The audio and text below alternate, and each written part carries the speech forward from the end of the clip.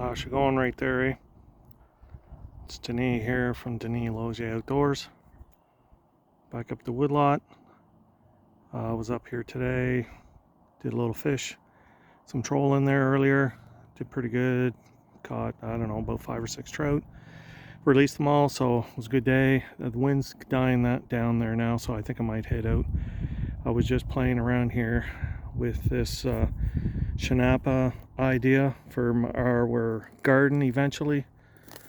So obviously this is a real wet spot right in here, and so I've been putting some wood, and there was some branches and trees and stuff right in here, but so this is what I thought I'd try. I did a little research on them, but there's actually not all that much on there. But so I had a couple of good size logs or trees that were knocked down and pushed down, and last year I put a bunch of old stumps and some wood and stuff, and I had the tractor probably right about to there.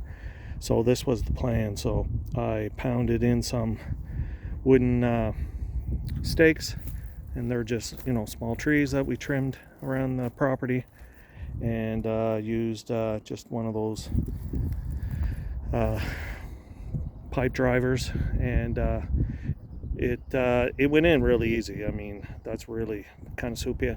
I'm leaving them really long right now, until I figure out exactly the height that I want afterwards. So what I did is I weaved some branches in between on the outside, and I drove some in on the inside, to kind of hold some of that material when I backfill this with the tractor, and hopefully it'll hold it all. And yeah, so like I said, I put some on the inside and on the outside on both outer ends, and then in the middle I just laid down a bunch of tree boughs, and there's some logs and sticks and stuff underneath that, and then I put the tree boughs and from all the tree trimmings in the area right around here around the camp, and I haven't weaved any of the branches in between right there. So I'm gonna stop for the day. I just wanted to try it, and this is what I was thinking. In theory, it seemed like it may work, but you don't know until you try it. And of course I thought, in my mind, it was going to be all nice and neat, and but since I'm using spruce and fir branches that have the needles still on, I thought it'd be better to do it now while those branches are still kind of green and soft, so I can weave them in there, and then later on I can, on the very top row, I can put like some hardwood branches or something. I'm not sure. So the plan is and what they do, and I've seen some other guys, what they do is, once you get a half decent base out here, then you just scoop out this material on both sides, and you cast it in the center, and so you'll have like a water trench on either side, and you use all that good organic material to put it in the center. And then all of this middle part will all start decaying and soaking up all the water and the nutrients and all that kind of stuff. And apparently with this style that you don't have to water, because the roots will just go right down and take whatever moisture it needs. So that's what the theory of it is. I'd like to try it to see how it works. And like I was mentioning in one other video, like just right up in there where it's kind of red, that's a bunch of cranberries. So I think I want to just head that way and then veer off, and then that way there we can pick cranberries off to the side if we want.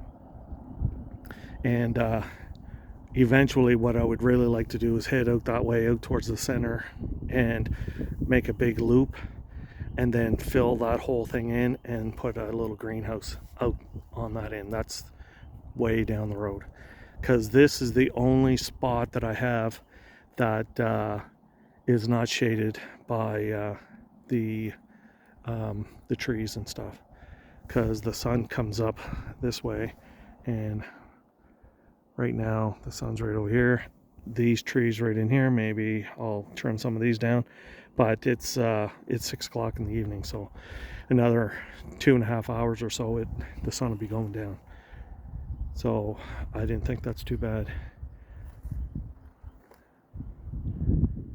Yeah, so had some help up here. We had knocked some trees down, and that's what I was thinking, using up this material to sequester the carbon instead of lighting it on fire and burning it. I'd rather use it up in here, and I think this will work. It's the same principle as what I was doing with my corduroy road.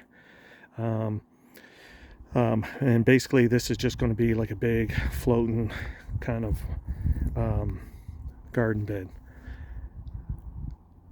Yeah, so I'm quite pleased actually how that's turning out. I'm not sure if I want to dig any of that material in. I want to do that at the very end. I have a bunch of piles of other material, like that stuff right there. It's got some type of organic dirt in it, and some wood, and so that would be good to soak up the water and stuff, and to hopefully help keep everything floating. And then later on I will use that really dark, rich organic stuff at the top, at the very end. And I think what I would like to do is be all the way out that way, start digging, casting on both sides, and then work my way out, and then leave it and let it dry. I probably won't be doing that this year. I'm just thinking just to try it out and get a base and get an idea on how it'll work. Right now, like I was saying the other day, the water level in the lake is really high, obviously because it's early in the spring, and it does dry up a little bit, like in August and September, and that may be the time to do this. Anyhow, if you have any other ideas, or if you know anybody that has done this, leave it in the comment section. So if you could, like, share, subscribe, comment, smash the thumbs up. Thanks for watching. That's the end there, eh?